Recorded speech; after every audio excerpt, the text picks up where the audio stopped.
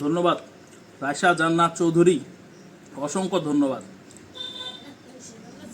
আসসালামু আলাইকুম। আজ আমার আদরের ছোট বোন আমার জন্য খুব মজার পাস্তা রান্না করেছে। প্রথমে পাস্তা আর মাংস হালকা করে সিদ্ধ করে নিল, তারপর সুন্দর করে ছেঁকে আলাদা করে রেখে দিল।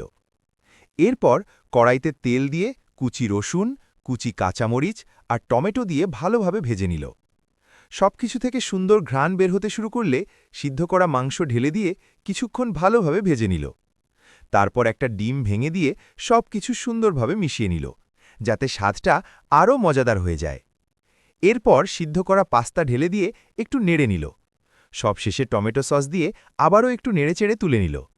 দেখেই তো খুব লোভ লাগছিল, আর খেতেও ছিল একদম লাজোয়াব। ছোট বোনের হাতের রান্নার স্বাদই আলাদা।